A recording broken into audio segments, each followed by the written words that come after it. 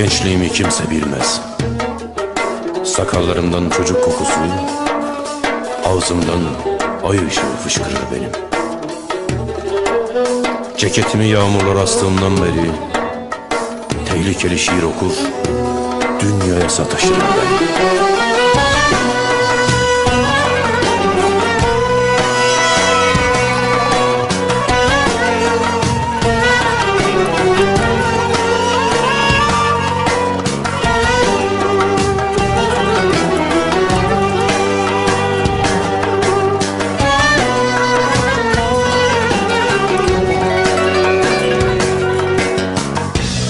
Yüzüm baharlara, yüzüm yağmurlara, hüznüm dağlara küs.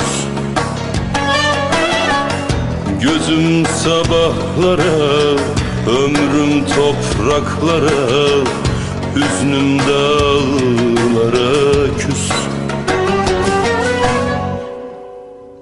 Geceden karanlık sebebim, geceden mülteci kederim. Korkarım dönmez yüreğim, korkarım güzelim, korkarım. Geceden karanlık sebebim, geceden mülteci kederim.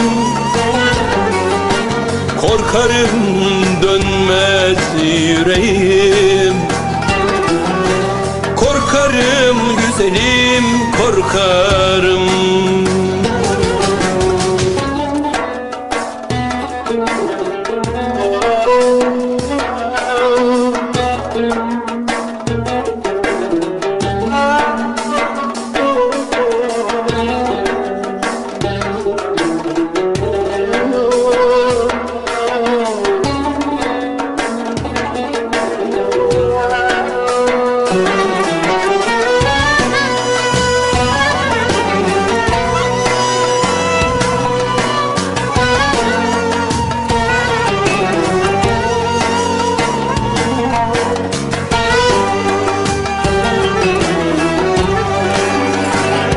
Beni soracaklar, beni bulacaklar, beni yoracaklar yar. Beni tutacaklar, beni yakacaklar, bana kıyacaklar yar yar yar. Sorulur karanlık sebebim,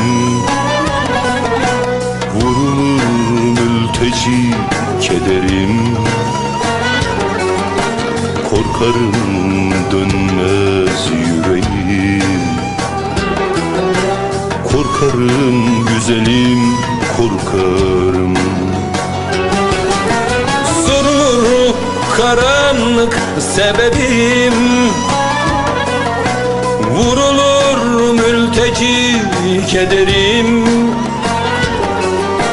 Korkarım dönmez yüreğim,